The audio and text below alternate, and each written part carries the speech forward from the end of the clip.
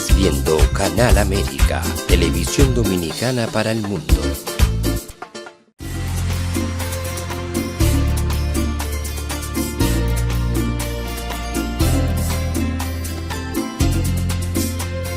A Time for Truth show is sponsored by the Office of Dr. Bernard Fialkoff, a periodontal, dental implant and laser specialist in New York City, for over 40 years. Dr. Fialkoff was honored by the International College of Dentists and Pierre Fauchard, and received the Presidential Lifetime Humanitarian Honor from the White House. Call us at 718-229-3838. Sometimes life can be so damn hard. You don't know where to go. Everything keeps falling apart. Yeah. You try to do your best, but only God knows that you've given everything you've got, but the world takes you down. You just keep moving on. Let your fears. Welcome to A Time for Truth show. I'm your host, Dr. Bernard Fialkoff, and it's a pleasure to have you back with us again tonight. And we've got a great show for you. A human being who I was very lucky to meet about a week ago. Very dynamic, very energetic, and I really want to get to the show because there's so much that we're going to cover that I know is going to help you tremendously. And engineer, let's put his pictures up on the screen and introduce our special guest tonight, Daniel Baldwin, an American actor, director, who grew up on Long Island in a large middle-class Irish-American family, and many of whom are actors. He was an outstanding athlete and football player, and at Indiana's Ball State University, he started dabbling in acting while completing his psychology degree. He's best known for playing the role of Detective Bo Felton in the NBC series Homicide, and starred in the film Harley Davidson, Marlboro Man, Hero, Mulholland Falls, Vampires, Phoenix, and many, many, many others. Dan hosted the Daniel Baldwin Show on radio station WTLA in Syracuse, and studied acting and theater at the famed HB Studio in New York, making his debut in the made-for-TV thriller Too Good to Be True on NBC. Baldwin landed his first feature film role opposite Tom Cruise in the Oliver Stone-directed Born on the 4th of July, and worked on the Valerie Bertinelli sitcom Sydney. He continued with the Dan Aykroyd comedy Nothing But Trouble, which co-starred Chevy Chase and Demi Moore, and later garnered a role in the Dustin Hoffman, Andy Garcia drama Hero. Mr. Baldwin went on to win the title role of the historical Western Ned Blessing, The True Story of My Life on CBS, and then made his directorial debut with The Fall and Tunnel. He starred in Paparazzi, a Mel Gibson produced tale of the role reversal and revenge, and made several appearances in The Sopranos, one of my favorite shows. Participating in a project near and dear to his heart, he appeared in a breast cancer awareness documentary, 1 a Minute, with his brother William, speaking eloquently about their mother's winning battle against the horrible disease. And Buddha, if you will, let's bring him up live on the screen and bid a warm welcome to Daniel Baldwin to A Time for Truth show. Welcome, Daniel. Hi, Doctor. Thank you so much for having me on. What a pleasure. It's my honor. When I met you the other day and I heard you speak, I said, this is a guy with integrity who's got a heart And yeah, I really wanted to have you on the show because I know you're going to impact a lot of people. I want to thank you. So I wanted to ask you, because I want to get right to it. When you were a young guy, what were your dreams? Well, my dad was a high school teacher and a football coach at the other high school in our town. So we played against my father Thanksgiving Day for bragging rights for the whole year. Last game of the season, us against my dad. So in I want to say 66, 67, I was 6 or 7 years old, and Alec is 2.5 years older than me. My dad asked the district for a camera so he could film the team that they were playing the following week, scouting films. They denied him, so he bought it himself. And that summer, we had black and white silent high school football movies in our backyard with the old drawstring screen. And so it was, my mom made cupcakes and brownies, and the whole neighborhood came, and they were that fascinated with just seeing a movie in someone's backyard. So that next year, we asked my dad, can we use the camera? And he said 3 rules. It doesn't leave the property. I'm not paying for your movies, so you're going to have to figure out a way to make the money to make your own films. And if you break that camera, you're dead. So we made a series of movies around the house called Joe Cool movies, where Alec played Joe Cool, which was a spoof on Sean Connery's James Bond. And I played in different wigs and different outfits of my mother's, the killers that were trying to kill him in my backyard. Never really truly imagining that it would get to the level it got. Billy didn't really act in high school. Steven acted a little bit. But Alec was definitely the one that blazed the trail. And then we all became actors, and we've been still fooling them for a long time. Well, it's an amazing story. You know, I was going to ask you that because I was going to say your parents had to be very special people for all the success to come out of that household. You know, I already got what your father was like. You don't mess with him. We don't have to ask anything more. What was your mother like? You know, my mom came from a family in upstate New York that had money. My dad did not. So we were, the Irish Catholic. I used to always say we were the Kennedys with no money. Imagine, Irish Catholic overachieving, but on a teacher's salary, not, we didn't have Joe Kennedy making the kind of money he did as our father. But mom was, she did the best she could. She had 6 kids. I look at it now, with my children, and I think, God, I don't know how mom did it. All 6 within 9 years, running around that house, and how chaotic and hectic it was. This one to baseball, this one to Girl Scouts, this one to soccer, this one, and she managed it. She made it happen. So we lost mom 3 years ago, but at 92 years old. But she was a maverick. She was a maverick for sure. Wow. What was her name? Carol. Yeah, I know what you're saying, because one time I had my 3 kids at Chuck E. Cheese, and I was there for maybe an hour. I almost went insane. I couldn't wait to get back to the house. And I had a really tremendous appreciation for women and mothers. So I totally agree with you. I mean, if it wasn't for them, there'd be no world. And it's amazing what they go through. 100%, I agree with you. I want to ask you something. You played alongside Tom Cruise, Chevy Chase, Demi Moore. People out there probably wondering, what is it like to play alongside those human beings? I have to tell you that I used to go in and I think, it's James Woods or it's this guy or it's that guy, guys, especially when you admire their acting.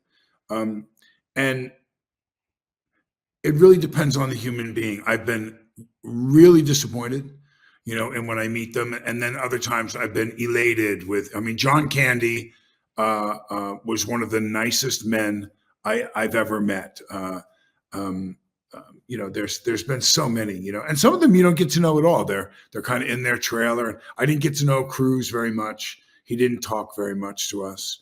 But there's others that were astounding. You mentioned Danny Aykroyd, who's one of the nicest men, And, to everyone, good morning. And he'd always show up on set with something, gifting things to people. The regular people that work the set. You didn't have to be another movie star or lead actor for him to have the time to say hi to you or go get someone a coffee or do whatever. He was that kind of guy. I was going to ask you, because you've been in 150 movies all over the world, and recently, and you can let me know a little bit about this, you decided to collaborate with this Southern California Coyotes, this program that brings leadership and mentorship into football, which obviously is your love. Tell us a little bit about that. I met Coach, and I went out there and spoke to the men on the team. It's kind of like a feeder league to the NFL. What do? You have minor league baseball and you have farm league baseball, and there's a lot of places for those guys to go. You have the G League in the NBA, but where do you go if you're a football player? Where do you go if you're a guy who just missed the cut? How do you stay active and competitive and sharp? And so they started this Coyotes team out in the desert, and I thought it was a great idea, so I let my name to it. I went out there and spoke to the guys. I even, during hitting drills, put a helmet and shoulder pads on and started smacking people around a little bit. It was good when I was running in one direction. When they cut and went wide, I've lost my wheels, man. I can't go get them. At one time when you were in high school, was that like one of your aspirations to make the NFL? Or? I think every kid wants to play a pro sport. I think that's a natural thing. But once I got up to the college level and I saw how big and fast they were, I think if I had really dedicated myself, would I have been able to get there? Maybe, I don't know. But I wasn't.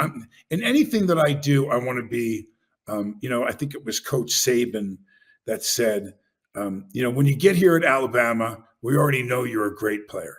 We know that you're a great player because you're here at Alabama. We offered you a scholarship. But the question is, are you going to become one of the best players? And then the next question is, will you be elite? Will you be one of the best of the best? So we already know you're good, but are you going to do the things you have to do? And there's great simple things. When you say you're going to be there at 8:00, be on time. Be on time. Show people the respect that you're on time. Sit in the front row. Sit in the front row. Don't sit in the back and try to be cool. Sit in the front row and show them that you want it, that you're paying attention. And pay attention. And number 3, do the things you say you're going to do. If you say you're going to go run an extra half a mile after practice every day, don't run 2 miles one day and say I don't have to run for the next couple of days. Run a half mile after practice every day like you said you were going to do. Do the things you say you're going to do. Those are keys to success for me, Doctor. Keys. Interesting, because you went right into what I wanted to ask you. Because one of the things I saw when I shared some time with you at that event in Queens is really your tenacity and your genuineness. You're genuine. You're not a guy telling stories. You tell stories, but I'm saying you're straight to the point. So what I was going to ask you is, so many people watching the show, and you've done things that other people want to do. What advice would you share on being a leader in terms of the obstacles and barriers that everyone faces in life? Some people go back. So what would you say from all your experience that you could share with those guys out there, the young women, young men who are trying to do something in their lives? So I'll give you 2 examples of how I think of it. And the answer to that question is go big. If you don't go big, who cares? Go big. Now, not everybody can go big. You can go as high as you can go. So PJ is the name of a boy who I did a documentary on. It's called My Promise to PJ. If you get a chance, a doctor, go see it. You can rent it. Just look up, watch My Promise to PJ, and there's a whole bunch of different ways you can see it. But the gist of the story was, I told a young boy who was trying to get sober. As part of my sobriety, I now reach out to young addicts and alcoholics, and I help them get sober. I take them to that place that others before me took me to. And in the story, I asked him to write a bucket list of the 10 things he always wanted to do, that if he overdosed or he went to prison, he would not get a chance to do. And on his list, I took my list that I wrote in 2006 when I got sober, and we had one match to run with the Bulls in Pamplona, Spain. So I said, you get 2 years sober and I will take you to run with the Bulls. Well, he got 3 years sober. He was working at the rehab that I put him into. He met a girl online. She pulled out the kit with the heroin. He decided he was going to take one more shot. He overdosed and died. It was laced in fentanyl. I never saw him again. So that was a hard thing for me. It wasn't the way I wrote the script. So 2-year anniversary of his death went by. I went on a keto diet. I lost 58 pounds. I flew to Pamplona. I took his ashes. I ran with the Bulls, and I spewed his ashes in the stadium on the last day of the run. So I fulfilled my promise to PJ. I took him to run with the Bulls, even though it was after he had passed. And so the next one is in March of 2026, where my mother told me, I had a very poignant conversation about her when she leaves the earth. And I said, "Are you afraid, Mom?" And she said, No, I'm not. I'm going to go see Daddy again. I'm excited to do that. Excuse me. And I said, "Mom, is there anything you want me to do? Is there anything you want done, now or after you go?" And she said, "Well, we have the 2 breast cancer clinics. And so I would like to see at least one of them stay open and set up an endowment. And off the interest of the money that you raise, we could still write some of those grants until we find a cure for breast cancer." So I was trying to think of something that I could do, that I could raise money from, millions of people, where I could raise that kind of money, because I need 10 to 20 million to write in an endowment. And so I came up with, I'm going to climb Everest in March of 2026.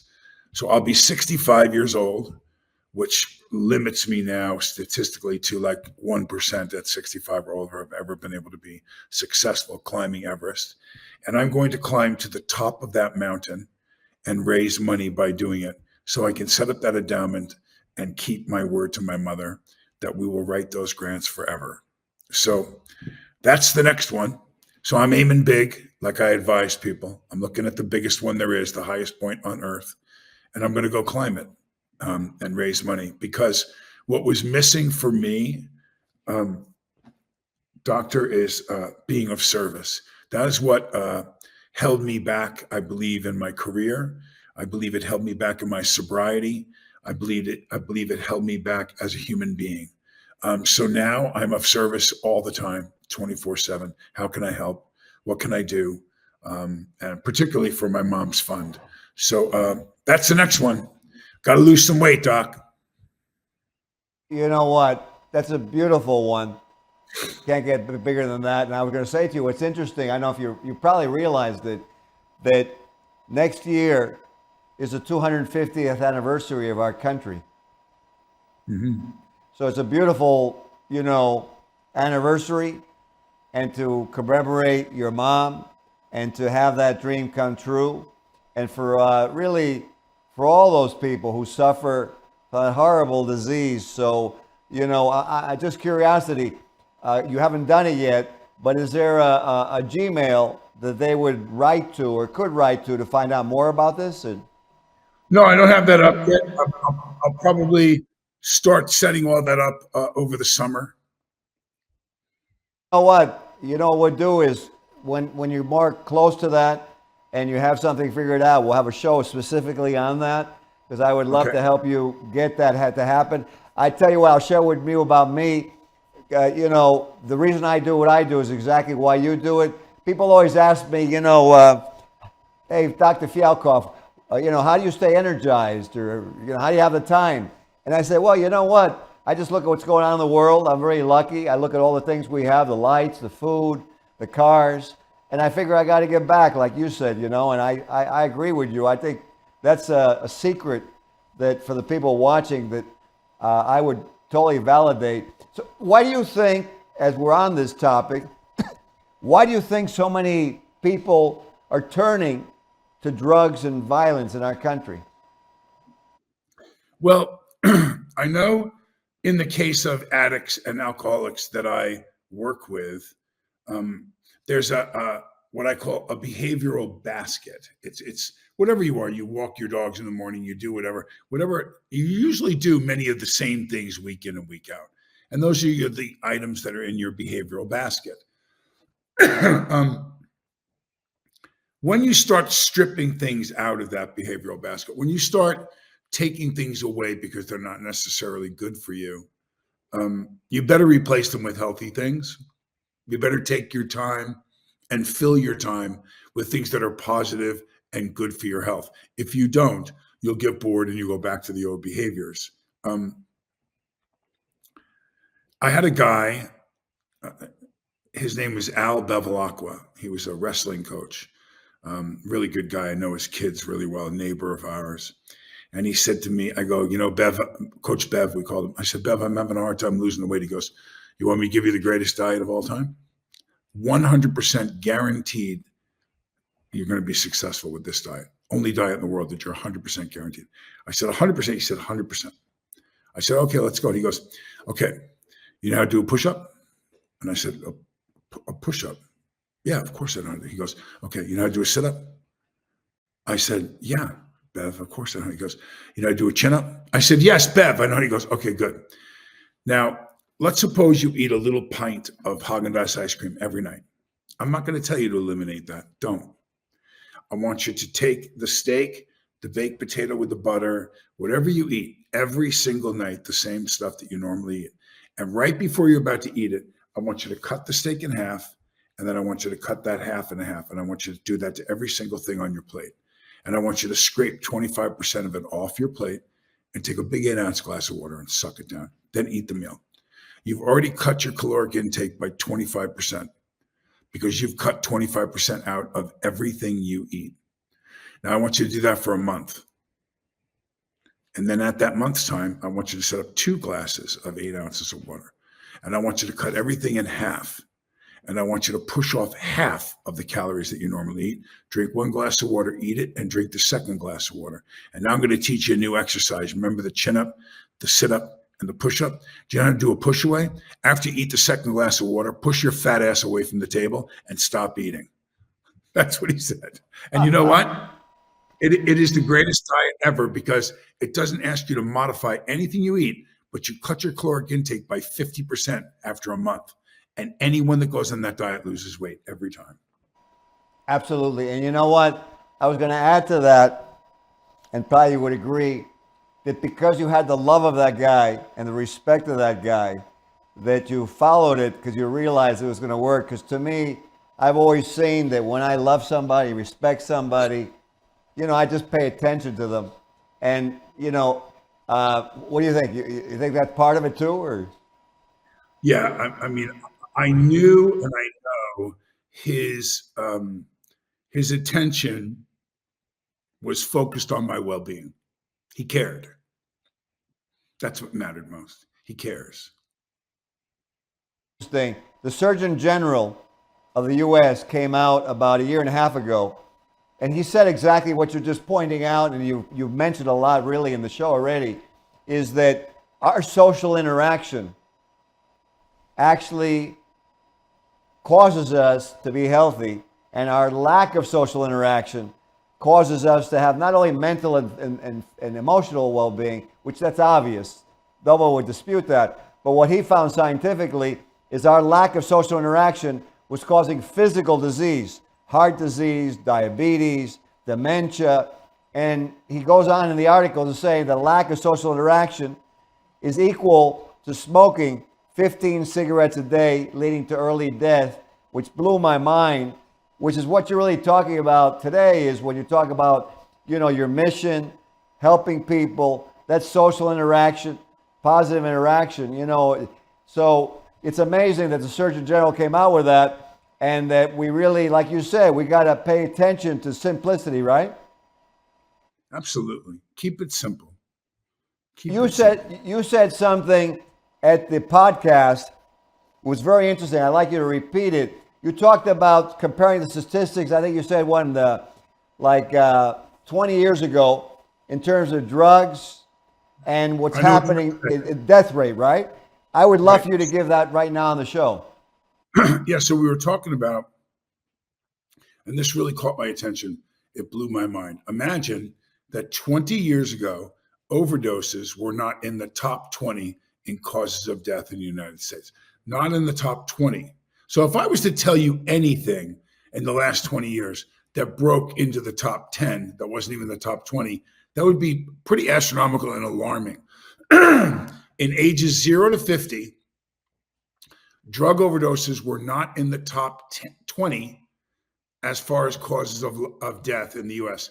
Today, 20 years after, from 2015, drug overdoses are the number one cause of death in the United States between the ages of 0 and 50 years old. So from 50 years old and under, the number one cause is drug overdoses. And it wasn't even in the top 20 in 2015. How can you not look?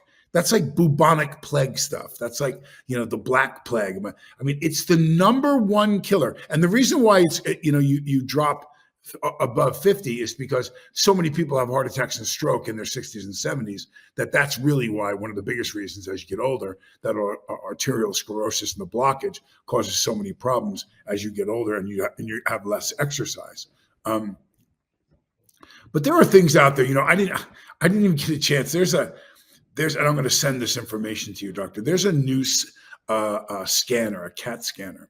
It's called the C-Factor CT3. Now, the number one, just one thing I'm going to throw out there. The number one cause of blindness in the world, dry macular, I can't think of the last word, but it's this, that's a tiny little artery that goes into the optic nerve. And this CAT scanner can see that nerve. So now doctors can go in, because they can see it for the first time, and they can go in and they can open that tiny little vessel and immediately get 16 lines better. It cures the blindness, the most common blindness in the world. Only this CAT scanner can see it. But guess what? It's not owned by Philips. It's not owned by GE. It's not owned by Siemens. So it's been tough to get it on the market. Even though it's fully portable, 64,000 times the resolution, rolls down the hallway by a nurse on a toggle switch, 75% less radiation. I mean, it's like this amazing wow thing. But because of the way it is in Washington and lobbyists and all this other stuff, here's a device that could cure the most common blindness in the world, and they're struggling to get it through. Well, I can tell you as a surgeon of 44 years myself, unfortunately, and I don't want to point fingers, but I just want to make something for all of us to look at. We got to take a look at what would we want if we were in that position. Would we want to be able to be helped by that technology, or would we want not to be able to help, and then we would have a problem or have a surgery that maybe we wouldn't need? We really got to take a look at what is wealth. And you were talking about this at the podcast. What is wealth really? Wealth really is having a society that's doing well with good relationships. Wealth is not money, because, look at all these people who have so much money. They commit suicide, they overdose, they end up with tremendous problems. So you're totally right. I don't think money is the answer. And you're making a good point. What I'm going to ask you, there's something you said. We're getting near the end of the show because it's been such a great show. Time is flying. But you said at the end of the spectrum, when you get to that 12th step, when you have that spiritual awakening, we make ourselves available to help other people. I wanted you to kind of expound on that because I think it's an important point to make with people. Well, it's the circle of life, doctor. It starts here and we go on the journey and we receive a lot of help to get there. We do our 4th step where we write it out. We do our 5th step where we admit it to God and another human being. We go out on a very spiritual journey in the 12-step program because he, him, or God are mentioned 9 times in 12 steps. That's not a coincidence. It's a higher power program. But by the time you get to the end of the circle, all the way up back to the top, you can't keep it if you're not willing to give it away, because that's how you keep it. You keep it, you keep your sobriety, and you keep that prize by continuing to give it away, because it keeps you in. Now, remember, one thing that's dangerous that I can accuse myself of from time to time is making other people programs my program. Like, I get so invested in them, I forget that I still have my own program that I have to work. So that's something, because I'm such a giver in the program, that I have to be careful of. But I'm about to open an office with a doctor friend of mine, Dr. Kayla. I think that's one of the things that's missing. I was very active in my sobriety, sponsoring people and going in and doing interventions. I think I'm going to open an office specifically around interventions and sobriety here in Atlanta. To have a place where people can come who are floundering, who, could pass away. So, I wish you a lot of good luck with that. And I think something that we should mention that comes out again, the Surgeon General, and you mentioned with this artery and getting the flow to go through, using his statement, really, if we take a look at it, it seems like our social interaction opens up flows that are invisible, that maybe are not even material, which I know you brought out with a lot of things you've been saying and that we've been talking about, but that it's not, we got to start realizing now that they're spiritual and that there's different discoveries. Physicists found this thing called entanglement, where when they have these particles that they mix in together at the beginning, even if they separate them light years apart, I found this amazing. What happens with one particle, instantaneously light years away, happens with the other particle. And I said, wow, that's amazing, because it shows like what you've been talking about with spirituality, and which leads me to a question I want to ask you, because after everything you've done, then you became a pastor. Is that true? That's true. That's true. It's amazing. Yes. Why did you decide to do that? Well, I had people in my life that were, I can remember a situation. I was an altar boy in the Catholic Church. I grew up in the Catholic Church. And I remember Father White, who was the, fire and brimstone. I used to always draw Father White. He scared the heck out of me. And I'd sit there and I'd ring the bells and we'd do the communion and everything. And I'd just be so nervous because he was really tough. And I remember being in Mass and Father White talked about being a God-fearing man.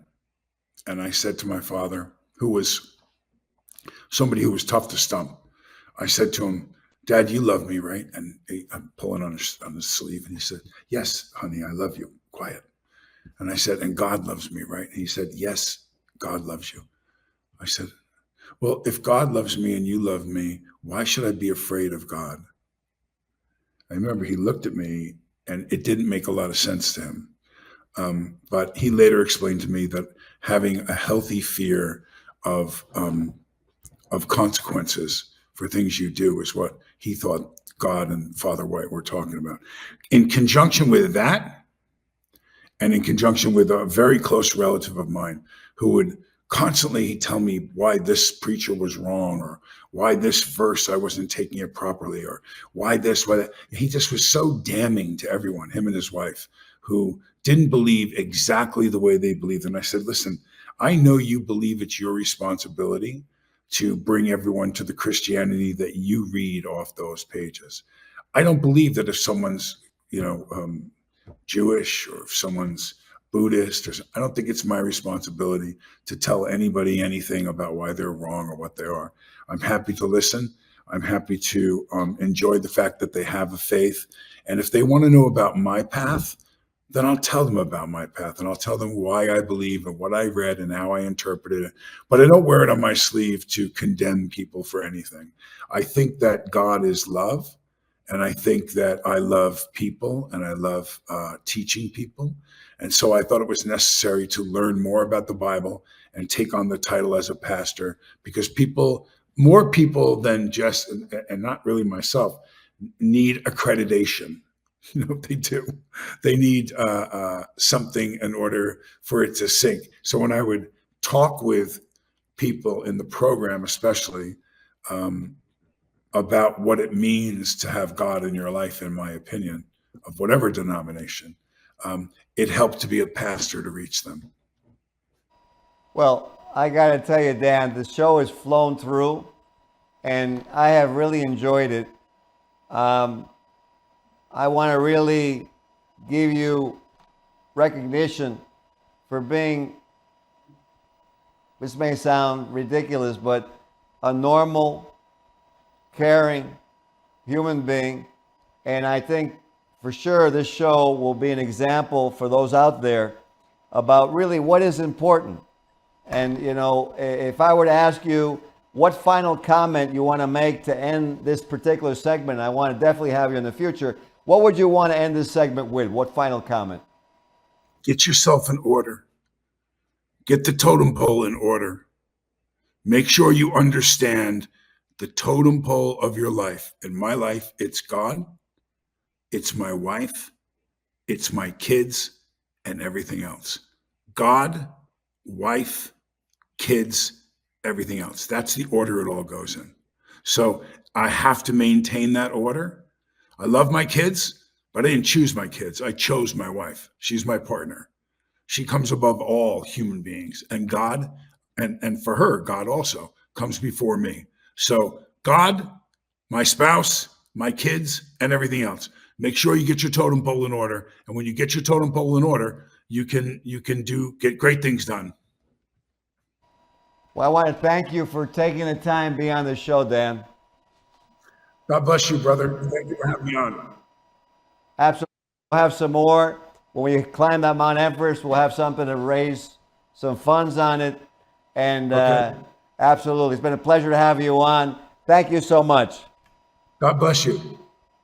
You too. For those of you watching, let's do what he said. Get your lives in order. Let's move forward. Let's help each other. That's what the wealth is really about. That's what happiness is all about. Let's change what's going on in our country. We got the greatest country in the world. Let's set an example for the world so that the world can become a nice place to be where we all tolerate each other, like Dan said. We hope you enjoyed the show. We'll see you on the next segment of A Time for Truth show. This show was sponsored by A Time for Truth Foundation Incorporated as a community service. Sometimes life can be so damn hard. You don't know where to go. Everything keeps falling apart. Yeah. You try to do your best, but only God knows that you've given everything you've got, but the world takes you down. You just keep moving on. Let your feet